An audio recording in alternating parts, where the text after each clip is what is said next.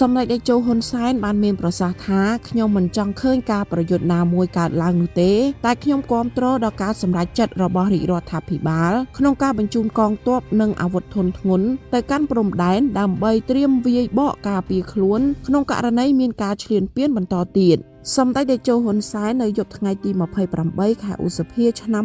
2025នេះបានបង្ហោះសារនៅលើបណ្ដាញទំនាក់ទំនងសង្គម Facebook ផ្លូវការរបស់សម្ដេចដោយមានខ្លឹមសារទាំងស្រុងថាដំបូងខ្ញុំសូមសម្ដែងនូវការសោកស្ដាយនិងចូលរួមមរណទុក្ខជាមួយគ្រួសារសពលោកព្រឹទ្ធបាលឯកសួនរ៉ូនដោយសារការវាយឆ្មក់ពីកងទ័ពឈ្លានពានព្រំដែនសន្តិភាពមិត្តភាពសហប្រតិបត្តិការនិងការអភិវឌ្ឍមិនគួរមានរឿងនេះកើតឡើងនោះឡើយដែលខ្ញុំសូមថ្កោលទោសយ៉ាងម៉ឺងម៉ាត់ចំពោះបុគ្គលឬអង្គភាពឬថ្នាក់ណាក៏ដោយដែលបានសម្រេចចិត្តឲ្យធ្វើសកម្មភាពឈ្លានពានបែបនេះដែលវាប្រហាក់ប្រហែលជាមួយការឈ្លានពានកាលពីឆ្នាំ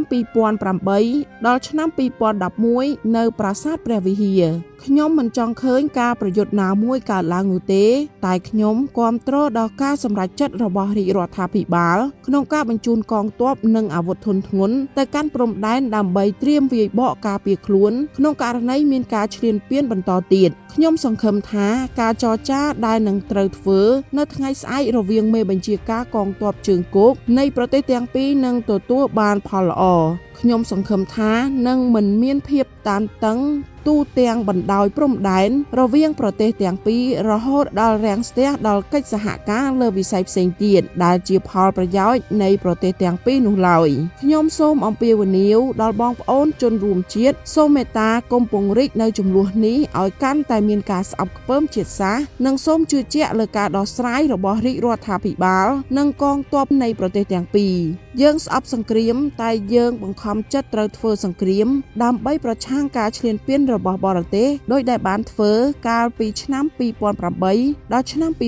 2011ដែលបានប្រើមុខព្រួញ3គឺយោធាការទូតនិងផ្លូវច្បាប់សម្ដេចមហាបវរធិបតីហ៊ុនម៉ាណែតបានលើកឡើងថាការចល័តកងកម្លាំងនិងអាវុធទៅព្រំដែនគឺការអនុវត្តផែនការបម្រុងក្នុងការការពារបូរណភាពទឹកដីកម្ពុជាបន្ទាប់ពីមានការប៉ះទង្គិចគ្នាមួយប្រាវនៅតំបន់មុំ3ខេត្តព្រះវិហារហើយបានបណ្ដាលឲ្យកងទ័ពកម្ពុជាម្នាក់បានបាត់បង់ជីវិតនោះសម្ដេចមហាបវរធិបតីហ៊ុនម៉ាណែតនាយករដ្ឋមន្ត្រីនៃកម្ពុជាបានបញ្ជាក់អះអាងថាចំពោះការចល័តកម្លាំងនិងអាវុធទៅព្រំដែនគឺជាការអនុវត្តផែនការបម្រុងរបស់កងទ័ពនៅក្នុងការការពារបូរណភាពទឹកដីរបស់កម្ពុជាដែលត្រូវបានត្រៀមជាស្រេចនៅក្នុងករណីចាំបាច់ជាយថាហេតុណាមួយដែលអាចកើតឡើងបើទោះបីជាពេលនេះសម្ដេចមិនស្ថិតក្នុងប្រទេសប៉ុន្តែរាល់ការសម្រេចចិត្តគឺក្រោមបទបញ្ជារបស់សម្ដេចដដែលផ្ញើសារចេញពីប្រទេសជប៉ុននាព្រឹកថ្ងៃទី29ខែឧសភាឆ្នាំ2025នេះសម្ដេចធិបតីហ៊ុនម៉ាណែតបានលើកឡើងថាព័ត៌មានពាក់ព័ន្ធនឹងការប៉ះទង្គិចប្រដាប់អាវុធរវាងកងទ័ពកម្ពុជានិងកងទ័ពថៃនៅព្រំដែនកាលពីម្សិលមិញនៅមុំ3ក៏ដូចជាការចល័តកម្លាំងកងទ័ពនិងអាវុធធុនធ្ងន់មួយចំនួនទៅព្រំដែនក្នុងគណៈពេលដែលនាយករដ្ឋមន្ត្រីមិននៅក្នុងប្រទេសបានធ្វើឲ្យប្រជាពលរដ្ឋយើងមានការព្រួយបារម្ភជាមួយនឹងភាពស្រពេចស្រពិលអំពីស្ថានភាពនៅព្រំដែនតើសង្គ្រាមនឹងផ្ទុះឡើងឬទេតើអ្នកណាដឹកនាំគ្រប់គ្រងសភាពការឬបញ្ជាឲ្យមានការចល័តកម្លាំងកងទ័ពនៅពេលដែលនាយករដ្ឋមន្ត្រីកំពុងនៅក្រៅប្រទេសសម្ដេចបានបញ្ជាក់ថាខ្ញុំសូមបញ្ជាក់ជូនបងប្អូនជនរួមជាតិដោយខ្លីថាទោះបីរូបខ្ញុំកំពុងស្ថិតនៅប្រទេសជប៉ុននិងមានកិច្ចប្រជុំការងារផ្សេងៗជាច្រើនក៏ដោយប្រព័ន្ធនិងឋានានុក្រមនៃការដឹកនាំបញ្ជាកម្លាំងក្នុងករណីធំបែបនេះគឺស្ថិតក្នុងការទទួលខុសត្រូវរបស់នាយករដ្ឋមន្ត្រីដដែលសម្ដេចធិបតីនាយករដ្ឋមន្ត្រីក៏បានលើកឡើងទៀតថារាល់ការវិវត្តនៃសភាពការដែលកើតឡើងនៅបន្ទាត់ព្រំដែនគឺត្រូវបានរាយការណ៍មកឲ្យខ្ញុំតាមរយៈឯកឧត្តមឧបនាយករដ្ឋមន្ត្រីក្រសួងការពារជាតិឯកឧត្តមអគ្គមេបញ្ជាការនិងឯកឧត្តមមេបញ្ជាការកងទ័ពជើងគោករួមទាំងលទ្ធផលនៃការតាក់ទងគ្នារវាងរដ្ឋមន្ត្រីក្រសួងការពារជាតិមេបញ្ជាការកងទ័ពជើងគោកកម្ពុជាជាមួយនឹងសមាភាគីថៃ ក្នុងគោលដៅទប់ស្កាត់កុំឲ្យមានការប៉ះទង្គិចគ្នាកាន់តែរីកនិងព្យាយាមឲ្យសភាពការវិលត្រឡប់ទៅរកភាពស្ងប់ស្ងាត់និងទំនាក់ទំនងល្អរវាងកងទ័ពជួរមុខនៃប្រទេសយើងទាំងពីរជាមួយគ្នានេះរាល់ការសម្រេចចិត្តសំ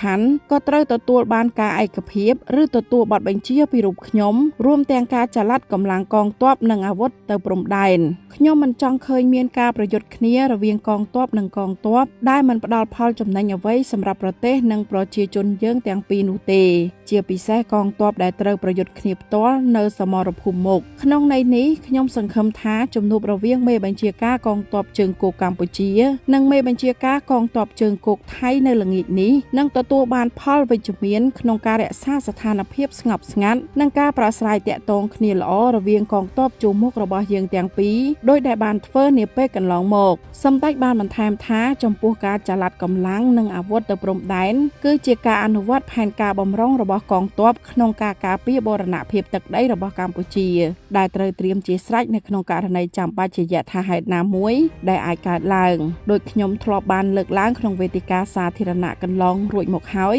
កម្ពុជាមិនមានបំណងឈ្លានពានប្រទេសណាមួយនោះទេហើយយើងចង់ឲ្យមានការដោះស្រាយព្រំដែនប្រព្រឹត្តទៅដោយផ្អែកលើមូលដ្ឋានបច្ចេកទេសនិងច្បាប់អន្តរជាតិប៉ុន្តែកម្ពុជាក៏ត្រូវរក្សាសិទ្ធិក្នុងការប្រើប្រាស់គ្រប់មធ្យោបាយដើម្បីការពារបូរណភាពទឹកដីរបស់ខ្លួនរួមទាំងការប្រើប្រាស់កងកម្លាំងប្រដាប់អាវុធក្នុងករណីមានការព្យាយាមឈ្លានពានរំលោភលើបូរណភាពទឹកដីកម្ពុជាតាមរយៈការប្រើប្រាស់កម្លាំងប្រដាប់អាវុធយ៉ាងណាក៏ដោយសម្ដេចធិបតីនាយករដ្ឋមន្ត្រីសូមឲ្យបងប្អូនប្រជាពលរដ្ឋខ្មែរជ្រាបជាព័ត៌មាននិងសូមកុំឲ្យមានការព្រួយបារម្ភដោយផ្អែកលើព័ត៌មានមួយចំនួនដែលបានផ្សព្វផ្សាយដោយមិនមានប្រភពច្បាស់លាស់ខ្ញុំក៏សូមអំពាវនាវឲ្យបងប្អូនប្រជាពលរដ្ឋខ្មែរយើងទប់ស្កាត់កុំឲ្យបញ្ហានេះទៅរីកធំរហូតក្លាយជាជម្លោះជាតិសាសន៍និងសូមផ្ដល់ការទុកចិត្តចំពោះរាជរដ្ឋាភិបាលក៏ដូចជាកងទ័ពរបស់យើងក្នុងការស្វែងរកដំណោះស្រាយលើបញ្ហានេះដោយទទួលការខុសត្រូវខ្ពស់